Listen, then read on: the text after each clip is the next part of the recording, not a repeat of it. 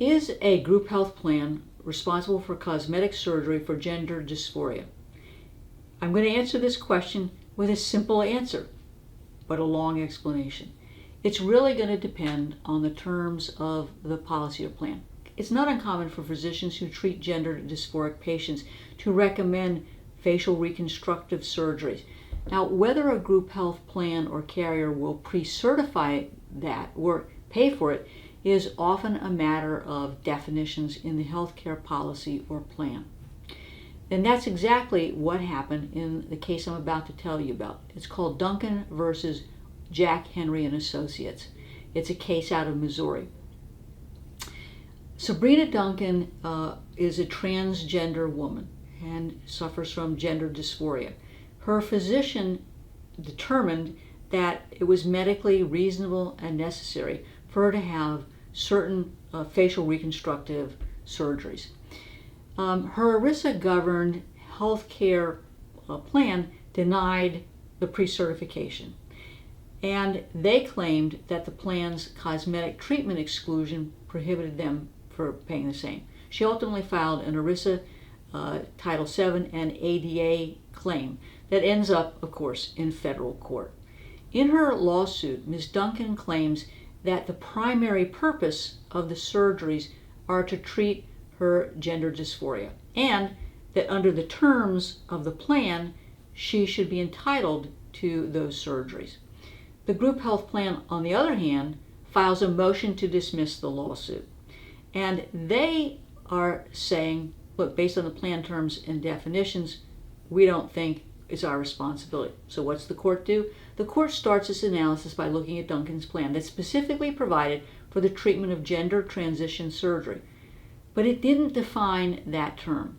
Now, there was another provision in the plan. It was a cosmetic treatment exclusion, and it didn't allow participants to receive surgical procedures that were primarily used to improve, alter, or enhance appearance, whether or not it was psychological or based or for emotional reasons. Now, you can immediately see the problem here with the terms of the plan. There's a conflict. The plan argues in its motion to dismiss that Duncan's lawsuit should be dismissed because the plan doesn't allow for facial surgery. And Duncan couldn't state a claim under the ERISA statute. So they say, look, under 502A1B, there's no claim here. So what's the court do? The court denies the motion to dismiss, finding that whether the plan covers the surgeries is an issue, and that Duncan was entitled to enforce her rights under the terms of the plan and to clarify her rights to future benefits under the terms of the plan. Now, the court did dismiss the ADA claim, and that's important because dysphoria is not a disability under the ADA as a matter of law. Disability specifically is not defined to include gender identity issues that don't result from physical impairment. The court noted that if Congress wanted to, it could amend the ADA to include gender identity disorders like gender dysphoria, but they hadn't. And so as the law was written, the ADA law was written, the claim was dismissed. But Duncan was allowed to proceed on the majority of her other claims, and that's a great win. Now, of course, we don't know what's going to come of this, but the court is going to have to deal with this ambiguity and lack of definitions in the disability plan.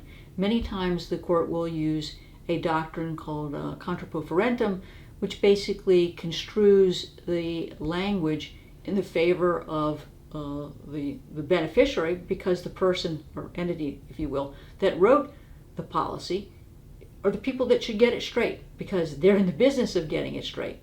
It'll be interesting to see whether or not there is another case or another decision arising out of this matter, or whether the parties will be able to resolve it. But at this point, it's a great win for Ms. Duncan. If you have any questions about your group health plan benefits, if you have a group health claim that's been denied or terminated, call me today at 727-894-3188 for a complimentary consultation. I can help you with your group health matters regardless of where you live in the United States or the nature of your plan or policy.